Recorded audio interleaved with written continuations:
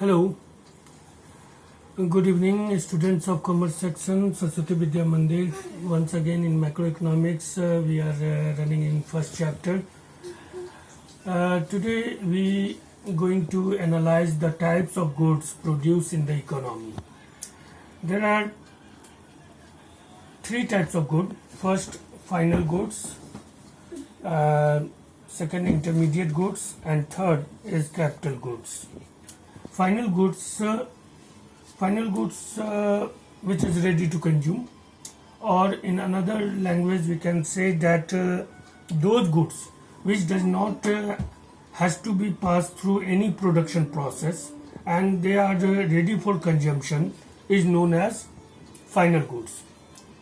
One major feature of final goods that the value of final goods going to be added in national income. Final goods has two types.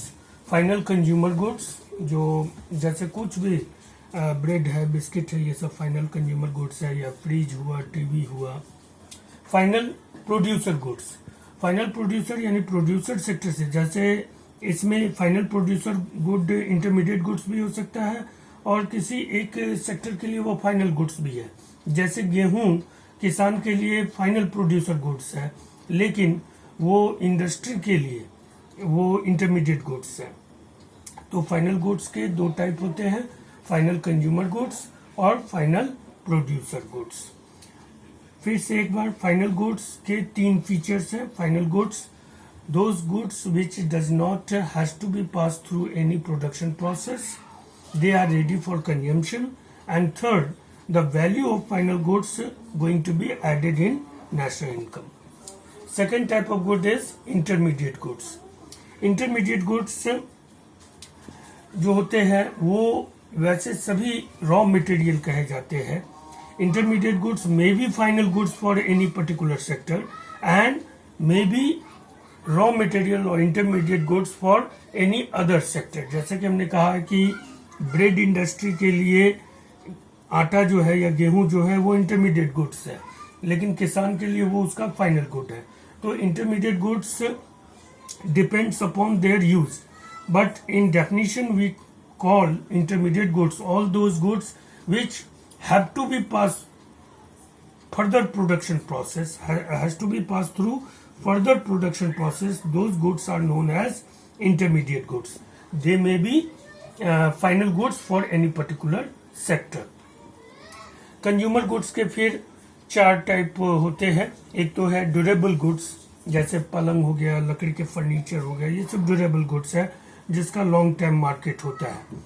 दूसरा हो गया semi durable goods, जो उतने ज़्यादा durable तो नहीं है लेकिन फिर भी वो ड्यूरेबल है. तीसरा हो गया नॉन ड्यूरेबल यानी प्रेशियस गुड्स, जैसे मछली है, दूध है, अंडा है, जिनका पीरियड मार्केट पीरियड जो होता है वेरी शॉर्ट मार्केट पीरियड होता है. इनका very long period market period होता है. इनका मार्केट पीरियड ना तो ज़्यादा, सेमी ड्यूरेबल गुड्स का ना तो ज़्यादा लॉन्ग होता है ना ज़्यादा शॉर्ट होता है, लेकिन इनका वेरी शॉर्ट मार्केट पीरियड होता है नॉन ड्यूरेबल गुड्स का. And those are perishable goods.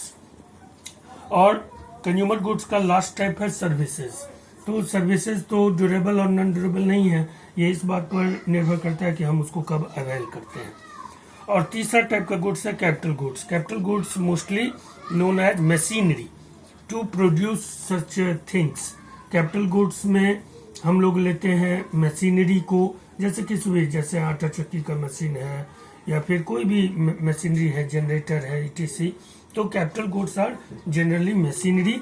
These are also known as investment goods. Capital goods is also known as investment goods. निवेश वस्तुएं इसको कहा जाता है. Now the next topic is stock and flow. Stock and flow, two most important concept. What is a stock? A stock is a point of time concept. Whether flow is a time dimension concept. जैसे tank में भरा हुआ पानी, ठीक है, जो पानी है टैंक में वो स्टॉक है, लेकिन नल से गिरता हुआ पानी जो है वो फ्लो है. It's a flow. Flow is a time dimension concept, whether a stock is a point of time concept. Point of time concept है stock, और flow जो है वो टाइम डायमेंशन कॉन्सेप्ट है।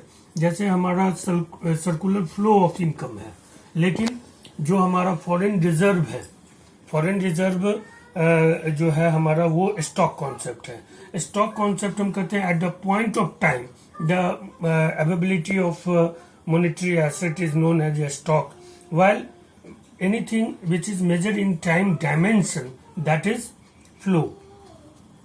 Example है circular flow of income is a flow concept, whether the supply of money is a stock concept. At a point of time we measure the amount of money in the form of cash and in the form of demand deposit with banking system is known as stock concept.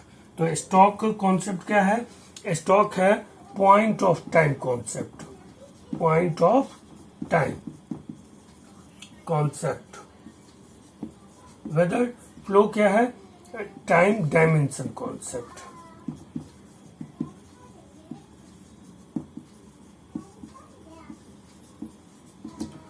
इसके बाद से circular flow of income में फिर हम लोग real flow और monetary flow, two sector economy, production sector और government sector में, फिर थ्री सेक्टर इकोनॉमी में प्रोडक्शन सेक्टर है, हाउस होल्ड सेक्टर है और गवर्नमेंट सेक्टर है। सबको हम लोग देख चुके हैं। अब फर्स्ट चैप्टर का सारा कुछ हो गया। अब इसमें आपको न्यूमेरिकल बनाना है, ज़्यादा से ज़्यादा न्यूमेरिकल बनाइए, प्रॉब्लम हो तो क्वेश्चन पूछिए।